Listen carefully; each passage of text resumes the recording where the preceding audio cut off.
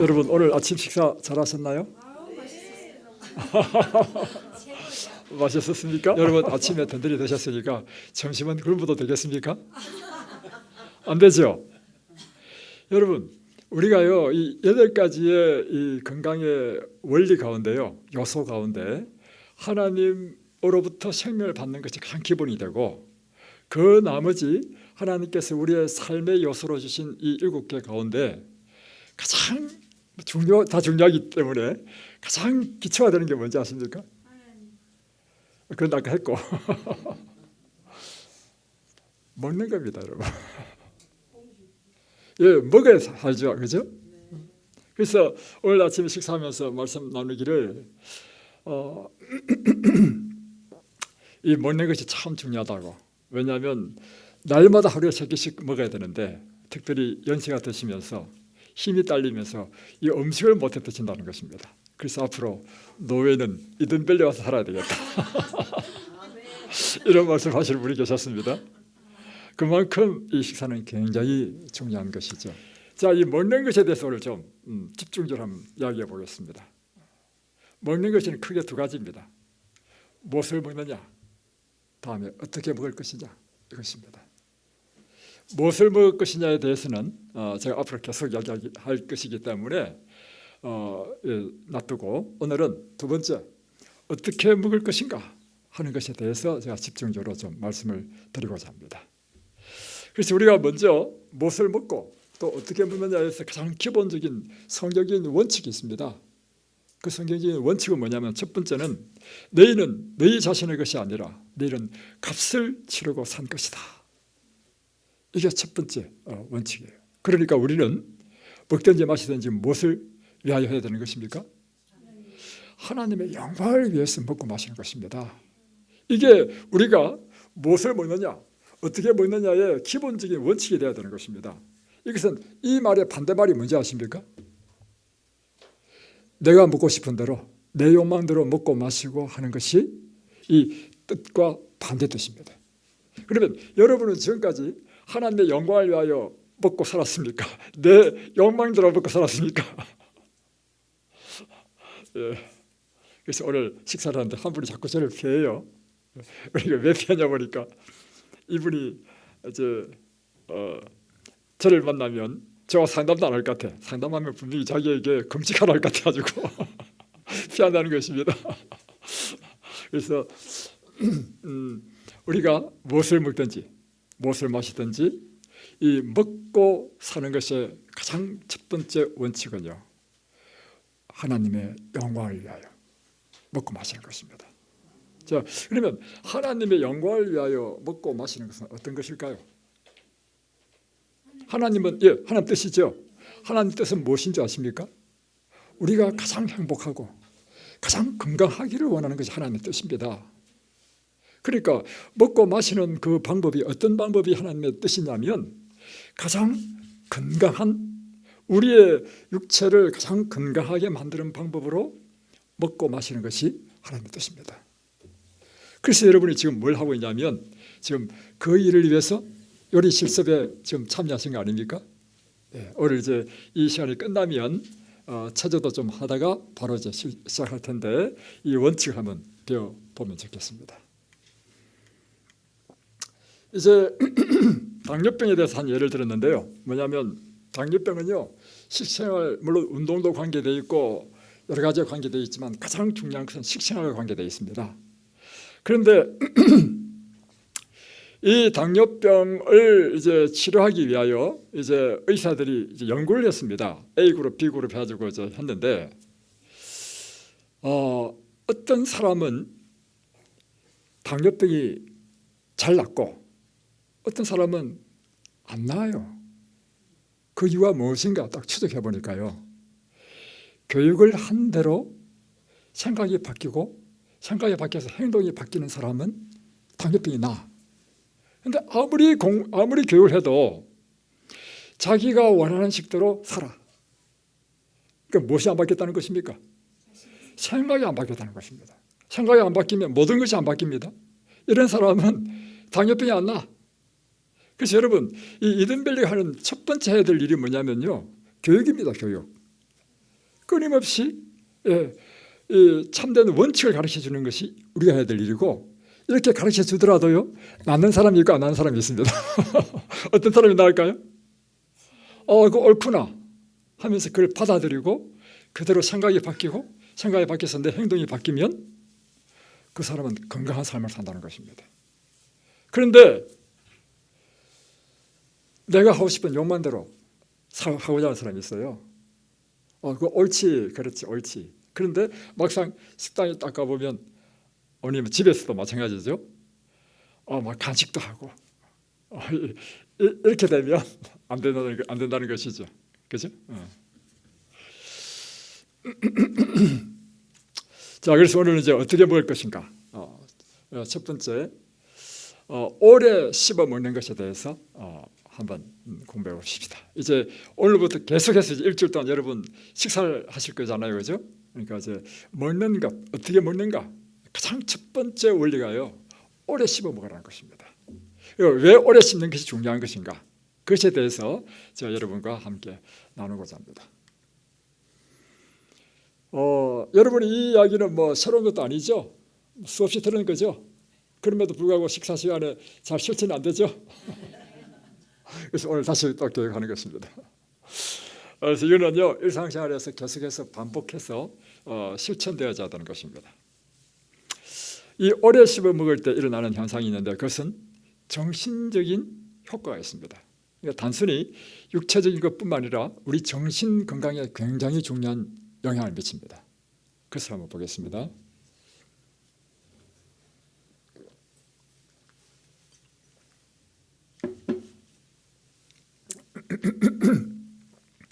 이제 여기 계신 분 가운데 70 이상 되신 분 많이 계시죠? 이제 연세가 드시면서 제일 염려스러운 것이 무엇입니까? 치매죠, 치매. 왜 치매냐면, 이 치매 잘못 걸리면 자식들 욕먹이잖아요. 그죠? 그래서 나이 드실수록 가장 두려워하는 것은 치매입니다. 그래서 이 치매에 대한 연구를 해봤습니다. 이 치매의 가장 중요한 요인은 무엇인가?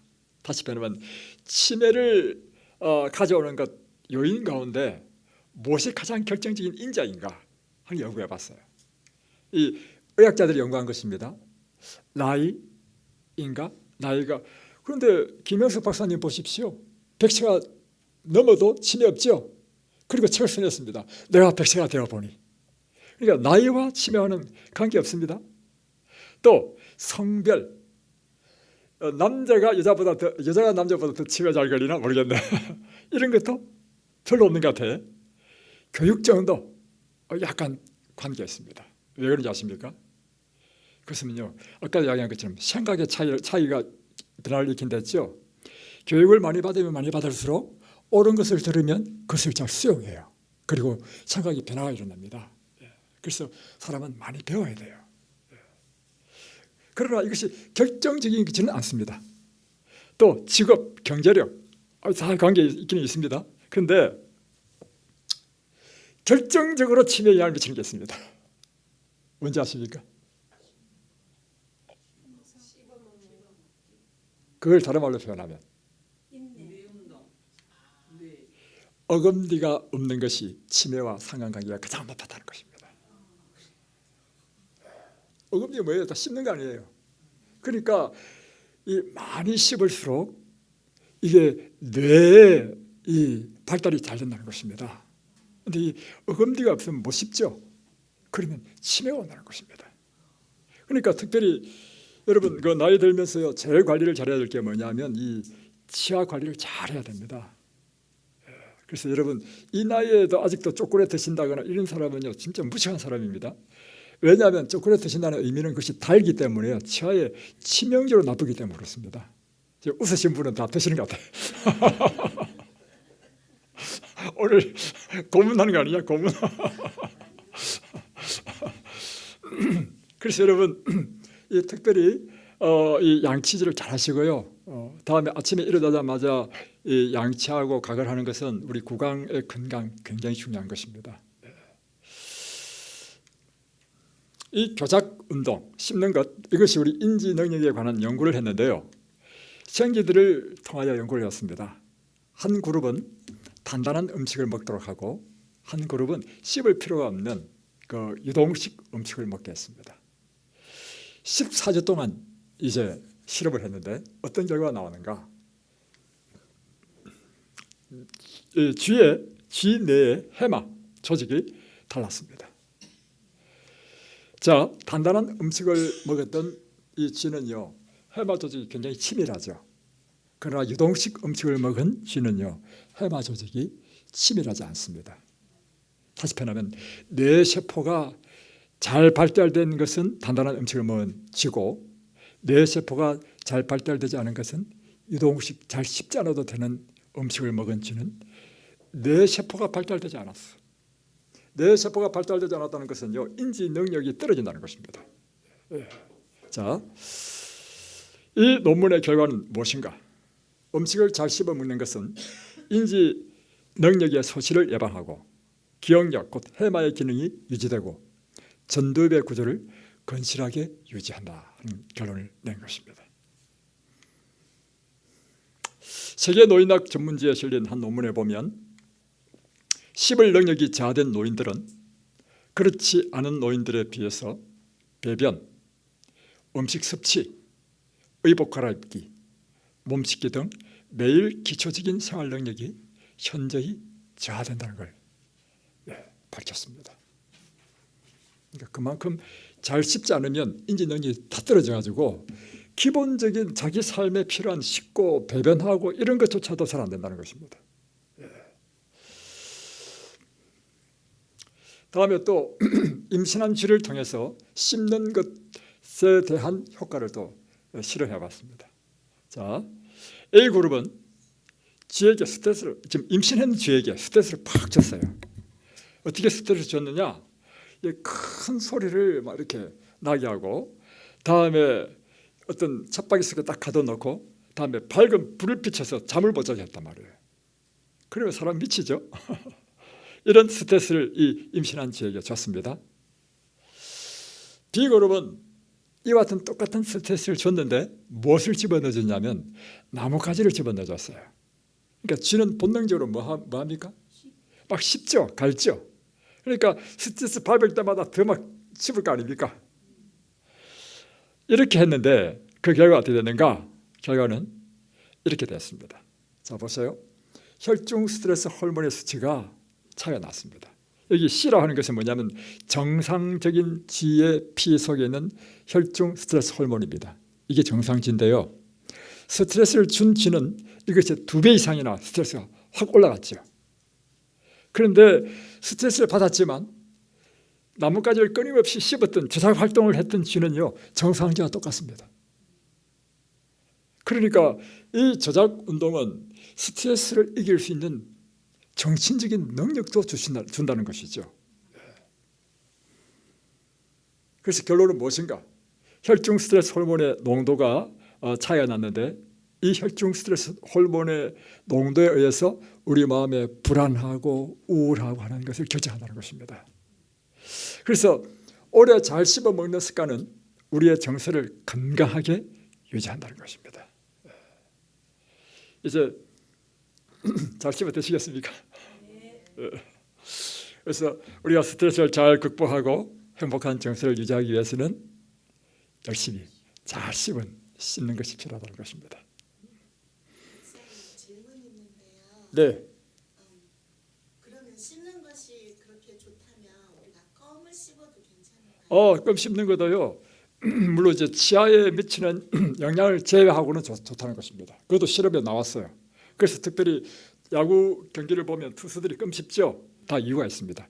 치아를 보호하는 효과도 있어요. 왜냐하면 던질 때 이빨을 꽉 물거든요. 그래서 그거를 쿠션을 주기 위해서 껌도 씹을 뿐만 아니라 스트레스를 해소하는 방법이라는 것이죠. 그게 상당히 좋은 질문입니다. 또 이제 이 임신했다 했잖아요. 이 쥐가 이 쥐가 드디어 이제 출산을 했어요. 이 출산한 새끼 쥐는 어떤가 검사해 보니까요, 스트레스 상태를 받았던 쥐의 새끼는요, 인지 능력이 톡 떨어졌습니다. 그러니까 엄마 지에 그 뇌세포가 잘 발달되지 않았던 것처럼 새끼 지도 뇌세포가 발달되지 않았다는 것입니다. 근데 스트레스 받았지만 열심히 씹었던 쥐는 어머니 지의 뇌세포가 정상적이었던 것처럼 새끼 쥐도 정상적인 인지 능력을 할 수 있었다는 것입니다. 야, 그러니까 씹는 게 얼마나 중요합니까? 예.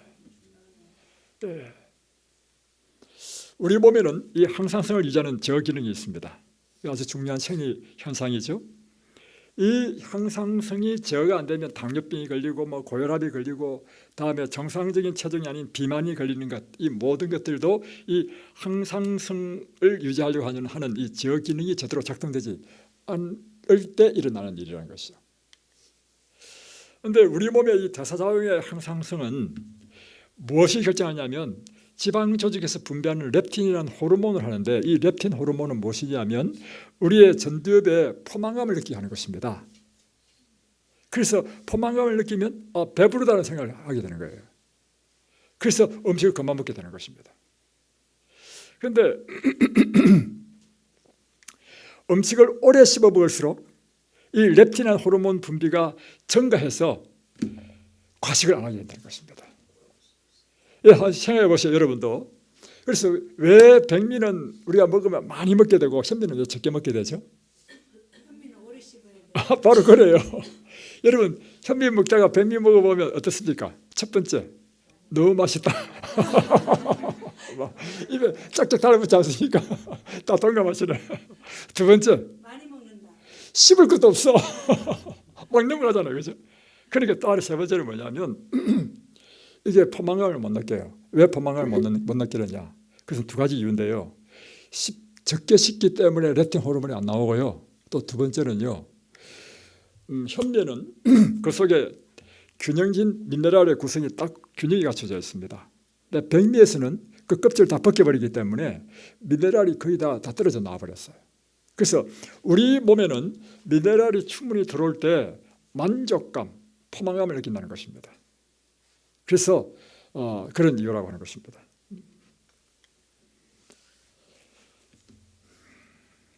육식은 대충 씹어서 넘겨도 소화 잘 됩니다. 그 이유는 무엇인가 하면 육식의 단백질을 또 지방을 소화하는 것은요, 입안이 아니고 위장이기 때문입니다. 장에서 위산 그리고 이 펩신이라는 강력한 산이 나와서 고기를 녹이죠. 그리고 소화시킵니다. 그래서 고기는 대충 씹어도 관계없어요. 그러나 이 채식을 할 경우에 잘 씹지 않고 넘길 때는 위장이 탈이 납니다.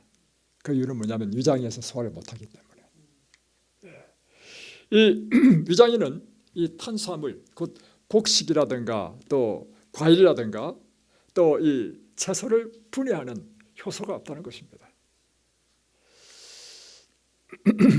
그리고 이렇게 소화가 안 된 음식이 계속해서 있을 때 위장의 점막에 반복적으로 스트레스를 주고 위궤양이 일어날 수 있다는 것입니다. 그래서 만성 위장병, 위염, 궤양 내지는 위암의 위험을 증가시킨다는 것입니다. 그래서 사실은 이 탄수화물의 소화 효소는 입 속에 있는 침에서 거의 다 아밀라제라고 하는 효소가 나와서 다 소화시키잖아요. 그리고 그때 소화 못 시킨 것은요, 또 소장에 내려오면 소장에서 특별히 췌장에서 뭘 보내느냐면 소장으로 내려오면 췌장에서 소장으로 이 아밀라제를 보냅니다. 췌장이 탄수화물을 분해하는 효소를 냅니다. 그래서 소화가 안 되는 것이라 하더라도 소화되는 이유가 거기에 있거든요. 그런데 입안에서 소화 안 된 것이요, 장까지 내려와서 췌장에 의해서 소화에 의해서 소화를 하게 되면 어떤 문제가 생기느냐면 췌장이 무리를 하게 된다는 것입니다. 그래서 이런 사람 경우, 잘 씹지 않은 사람이 걸리는 대표적인 암 중에 하나가 뭐냐면 췌장암입니다. 그래서 제가 지난번에 교회 전함인가 어디에 우리 교회 장로님 사모님이 이분이 췌장암 말기여가지고 그곳에서 극적으로 이 뉴스타트를 해서 췌장암은 잘 회복이 안 되거든요. 회복된 분이 계셨어. 그분이 이제 글을 썼는데요. 그분이 신신당부한 글이 있습니다. 여러분 꼭꼭 씹어 드십시오. 자기가 너무 바빠가지고 음식을 먹을 때 잘 씹지 않았다는 거예요. 그래서 자기 이야기를 하면서 음식을 반드시 꼭꼭 오래오래 씹으라는 것입니다. 예. 씹을 때 이 치아의 뿌리에서 감지되는 고유수용 감각을 통한 반사작용이 침샘에서 침의 분비를 촉진합니다. 침은 혀의 미각세포를 또 활성화시킵니다.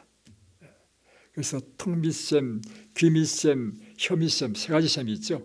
이 샘에서 막 침이 줄줄줄 나와야 돼요. 나이 드시면 또 침도 잘 안 나오죠. 여러모로 문제가 많습니다. 그래서 특별히 오늘도 식사하면서 이야기했는데요. 음식은 첫 번째 맛이 있어야 됩니다.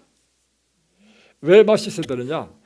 그래야 침샘이 잘 나온다는 것입니다. 침샘이 잘 나와야 소화가 잘 되고 흡수가 잘 되기 때문입니다. 그래서 첫 번째 음식은 맛이 있어야 된다. 그러면 음식에 맛이 있으려면 제일 중요한 게 뭔지 아십니까? 간이 맞아야 됩니다. 두 번째 음식에 맛이 있으려면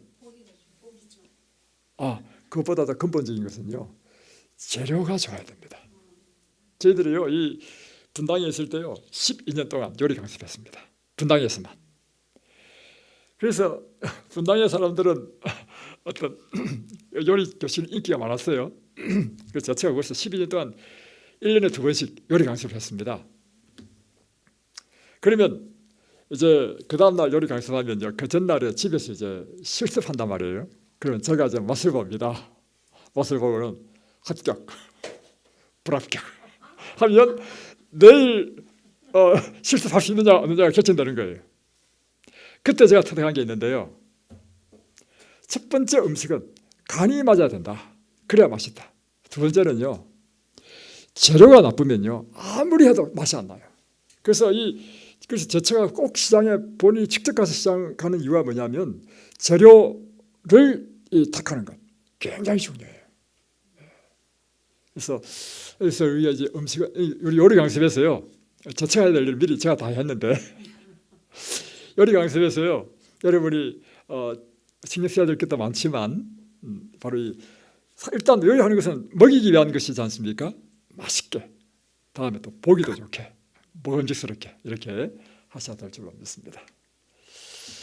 이 탄수화물의 주요 성분인 곡류, 채소, 과일은 오래 씹을 때 심속의 아밀라제에 의해서 이 복합당이 단당류로 분해된다는 것입니다. 그러면 이제 단맛이 느껴지죠. 그래서 한 100번 정도 씹으면요, 이게 그야말로 죽처럼 돼가지고 그냥 스스로 목이 넘어가 버려. 그리고 오늘 여러분이 이제 식사를 할 때 2가지 종류의 밥을 봤죠. 그 2가지 종류의 밥에 대해서 좀 설명드리겠습니다. 첫 번째 밥은 여러분들이 일반적으로 집에서 드시는 압력밥솥밥입니다. 그런데 두 번째 밥은요, 이 100도 이하로 밥을 한 밥입니다.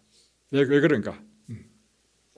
물론 이제 압력밥솥을 한다 하더라도 뭐 전혀 문제가 없습니다. 그러나 더 이제 환자들을 위해서 더 유익한 밥이 무엇일까? 연구한 결과 미국에서 이제 특허를 낸 그 밥솥인데요. 굉장히 밥솥이 뭐 간단하게 보이지만 비싼 밥솥입니다. 그거. 이거는 100도 이하로 밥을 할 때 완전한 이 영양분이 단 하나도 파괴되지 않고 다 보존된다는 것이고, 다음에 제가 그걸 직접 먹어보니까요, 소화 흡수가 아주 잘 돼요. 부담이 없어. 보기에는 또 좀 이렇습니다. 우리 한국 사람은 찰진 걸 좋아하잖아요. 그래서 옥수수도 찰옥수수를 좋아하잖아요. 밥도 찰진 걸 좋아합니다. 근데 이 냄비밥, 한마디로 냄비밥인데 이 냄비밥은 그 우리 한국 사람이 좋아하는 그런 찰진 기는 없어요. 근데 여기서 맛을 한번 들여보시면 이 밥도 참 맛있습니다. 다 이제 이 소화, 흡수와 관계에서 우리가 이해하시고 식사하시면 되겠습니다. 또 하나는 잘 씹으면 우리 입안에서 새로운 맛이 나온다는 것입니다. 이게 뭐냐면 음식마다 맛이 있잖아요. 그래서 우리가 요리할 때 저축하는 기본 원칙이 있습니다. 그거 뭐냐면 양념을 너무 다양한 걸 넣지 않는다는 것입니다. 왜냐? 예를 들면 미나리 요리를 한다 하면 무슨 향이 가장 주가 되어야 되냐면 미나리 향이 딱 나타나야 돼. 그러면 또 콩나물 한다면 콩나물 향이 나타나야 돼. 그런데 양념을 너무 많이 써버리면요, 그 음식 재료의 고유한 맛이 없어져 버려. 그건 실패작입니다. 그래서 그게 이제 요리에 저측하는 요리의 이제 가장 기본적인 원칙 중 하나입니다. 그런데 우리가 음식을 먹어보면 그 식자재가 갖고 있는 맛과 다른 또 다른 맛이 나온다는 거예요. 이게 놀라운 것인데요, 이게 적게 씹을 때는 안 나옵니다. 오래 씹다 보면 이 입 속에 있는 세균과 결합해가지고, 이게 지금 의학자들이 지금 밝히는 것입니다. 제가 드릴 말씀은 결합해가지고 새로운 맛을 낸다는 것입니다. 야, 놀랍죠? 저는 놀라운데 여러분 우리가 안 놀란 것 같아요. 저는 이런 사실들이 너무 놀랍더라고. 야, 놀랍다. 이렇습니다. 여러분, 인생이란 이런 것입니다. 조만 걸 보더라도 감격하고, 이런 인생이 행복하겠습니까? 뭐 소가 닭 보듯이, 닭이 소 보듯이. 이게 행복하겠습니까? 저한테는 모든 게 막 놀랍고 신비해. 그죠? 제가 제일 행복한 건 뭐냐면, 여러분 태어나서 저는 처음 본 사람도 있어. 이게 얼마나 큰 축복입니까? 저한테는 축복인데 여러분이 어떤지 모르겠어. 여러분, 이것이 계실 때요, 가장 작은 것, 사소한 것에 대해서요 감격하고 감탄하고 놀라고, 저는 밤하늘에 있는 별들을 볼 때마다 정말 저는 너무너무 감탄합니다. 야, 저 허공에 저 별이, 과학자들이 밝힌 바로는 이게 빛의 속도로 오면 몇 광년을 가야 돼. 야, 세상에. 나 그거 생각하면 너무 신기해. 근데 이게 또 별들이 또 한두 개가 아니야. 이 별들이 또 규칙적으로 운행해. 이야, 하나님 어떤 분이실까? 이 감격이 아니라 감격. 저 혼자 감격하는 것 같아.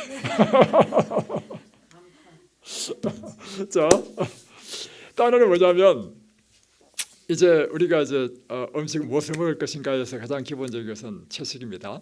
곡식, 다음에 과일, 채소, 견과, 이것이 우리가 먹어야 할 합당한 음식인데, 그것에 대해서는 다음에 또 설명하겠습니다. 이럴 때 이 채식은요 섬유질이 많습니다. 그런데 섬유질은 사실은요, 소는 풀만 먹고도, 소가 무슨 뭐 단백질 먹습니까? 지방도 안 먹죠. 근데 풀만 먹고도요 그렇게 살찌고 기름이 있고 뼈가 크고 한 이유가 뭔지 아십니까?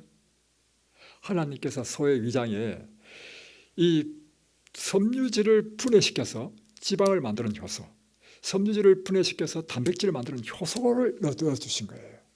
그러니까 우리가 기억해야 될 것은 뭐냐면, 우리가 반드시 탄수화물, 지방, 단백질을 막 우리 머리로 생각해가지고 막 이렇게 먹어야 된다 생각하지 마십시오. 그렇게 하기는요 우리 몸에 필요한 요소가 너무 많아.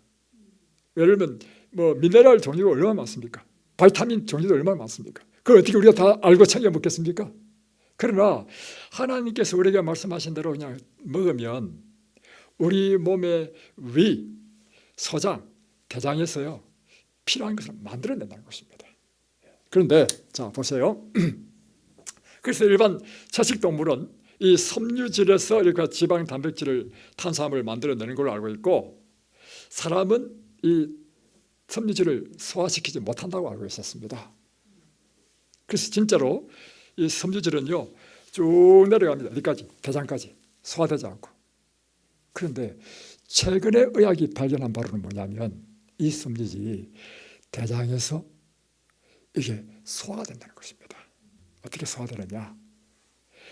대장에 있는 장내 미세균들, 장내 세균들에 먹여야 된다는 거예요. 그런데 장내 세균을 먹여야 되면서 우리 몸의 에너지의 10%를 내고, 또 하나는 이 장내 세균을 먹여야 되는데, 장내 세균 가운데서도 유익균이 있고 유해균이 있는데, 유익균들이 이 섬유질을 먹이로 해가지고 장내 세균의 환경을 좋게 만든다는 것입니다. 이 장내 세균이 뭐가 연결되어 있느냐? 우리 몸의 면역력과 관계되어 있어. 그러니까 고기를 먹게 되면 장내 세균에 유익균이 먹여야 되지 않고 유해균에 먹여야 돼가지고 이 면역력이 떨어지도록 돼 있어. 그런데 이 섬유질을 먹게 되면 유익균이 이렇게 활성화돼가지고 면역력이 올라갈 뿐만 아니라 또 놀라운 사실은 이 장내 세균이요 항암 물질을 만들어낸다는 것입니다. 섬유질에서. 참 놀라운 것을 발견했습니다. 그래서 전에는 단순히 식물성 섬유질이 대장 안에서 유해가스를 흡수하고 또 대장 온도를 촉진하고 장벽을 딱 청소하는 일을 하죠. 그리고 수분도 적당하게 함유해가지고 수분 조절도 하고 변을 또 무르게 해서 이제 변비를 예방하고 이 같은 또 당분도 조절하는 역할을 하죠. 이 같은 여러 가지 유익한 또 하나는 우리 몸에 있는 중금속을 또 흡수해서 배출하는 일도 이 섬유질이 해왔죠. 그런데 지금은 이 식물성 섬유질이 대장에 존재하는 여러 균들 가운데서 매우 이로운 균들에 모여야 되어서 이들을 번식시키고 또한 이것들은 항암 물질을 만들어준다는 사실이 확인됐다는 것입니다. 자, 이제 그러면 질의응답 시간을 한번 갖겠습니다.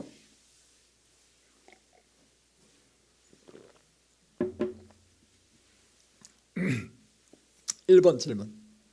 오래 씹는 게 좋다고 하는데 그러면 얼마나 오래 씹어야 됩니까? 정답은 뭐예요? 예, 여러분 참 교육 잘 받았습니다. 근데 문제는 뭐냐면 우리가 아는 대로 실천이 안 된다는 게 문제죠. 예, 답은 맞았습니다. 이제 이곳에서 여러분이 하실 일이 뭐냐면 실천을 하시는 것입니다. 그 실천을 위해서 오늘도 한 일이 뭐냐면 씹는 것이 이렇게 중요하다. 씹으면 이런 좋은 일이 일어난다. 지금 교육시킨 거예요. 그죠? 그래서 더 좋은 것은요. 오래 씹으면 오래 씹기 좋습니다. 그러나 100번을 못 씹는다 하더라도 최소한 60번, 70번 이상은 씹으시고 하시면 좋겠고요. 가능하면. 그래서 오래 씹기 위해서는 어떤 밥이 좋겠습니까? 예, 딱딱한 밥. 네. 예. 이런 딱딱한 음식이 좋다는 것이죠. 예. 다음에 과일을 갈아서 마시는 것이 이로운가 해로운가? 반드시 이롭다 해롭다 보다도 차로 먹는 것이 더 좋지요. 왜냐하면 섬유질을 함께 먹으니까. 그러나 정 바쁜 사람은 필요에 따라서 가끔씩 접을 짜서 마시는 것도 괜찮지만 특별히 그럴 경우에 당뇨를 유발할 수 있고요. 다음에 비만을 유발할 수 있습니다. 그래서 알아서 먹을 경우에 그래서 가능하면 이 껍질 채로 갈지 말고 있는 섬질 채로 과일을 드시면 더 좋다는 것입니다. 또 껍질 채로 먹는 게 좋다는 말도 있잖아요. 예, 껍질 채로 드시는 게 좋습니다. 왜냐하면 이 껍질이 다 뭐 하는 일이죠? 산화를 방지하는 산화 방지제입니다. 그래서 사과 보십시오. 껍질만 딱 벗기면 어떻게 됩니까? 변색되죠. 예, 빨갛게 되잖아요. 그건 뭐냐면 바로 사과 안에 있는 철분이 산소와 딱 결합하면서 산화철이 돼버려. 그러니까 붉게 되는 거죠. 그러니까 껍질이 있다는 것은 뭐냐면 그 산화를 막아주는 것이죠. 그래서 껍질에는요 산화 방지제가 굉장히 많습니다. 그리고 이게 중요한 건 채식을 하는 방법. 자, 골잘날절인데 이걸 하면 풀이해 보시죠. 뭐 골라서 먹어? 아닙니다.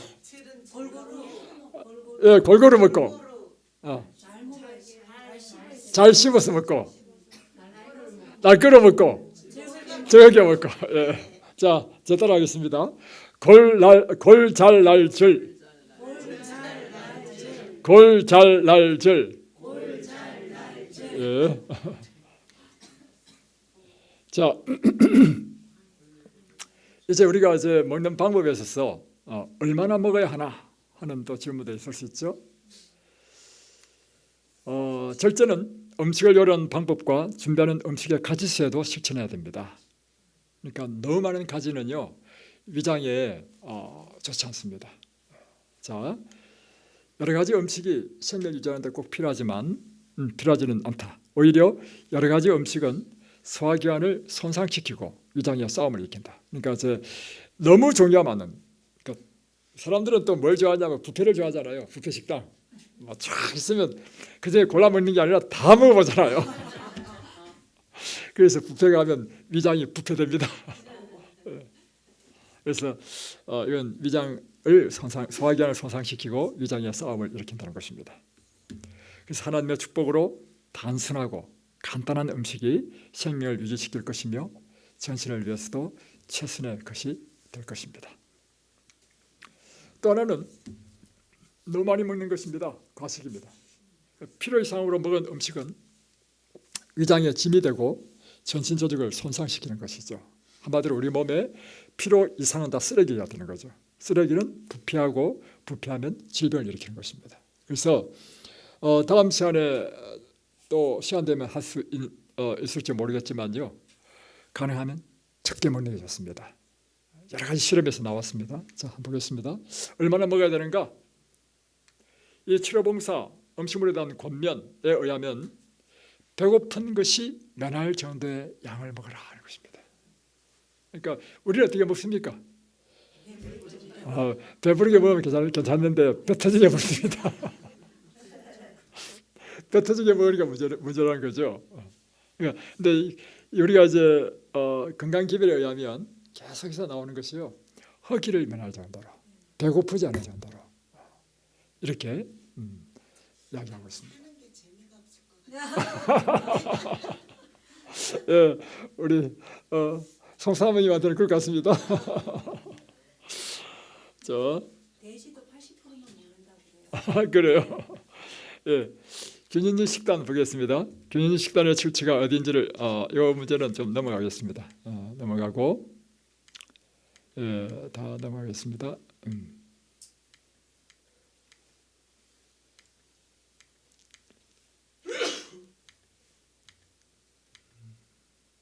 자, 그럼 오늘 요만큼만 하겠습니다. 요만큼만 하고 이제 제가 기도하고 마치면요, 오늘 이제 식당으로 가셔서 이제 한 20분 정도 체조를 하시고 다음 바로 요리 강습을 하시면 되겠습니다. 자, 기도하겠습니다. 하늘에 계신 우리 아버지, 오늘 저희들에게 우리 인생에 참 중요한 먹고 사는 문제에 대해서 하나님께서 우리에게 주신 원칙들을 배웠습니다. 우리가 이 원칙들을 단순하지만 이것을 실천할 수 있는 의지력을 우리에게 주옵소서. 그리하여 이곳에 오신 모든 분들이 하나님의 뜻, 우리가 건강하고 행복한 삶을 사는 그 같은 삶을 살도록 도와주옵소서. 예수님의 이름으로 기도드립니다.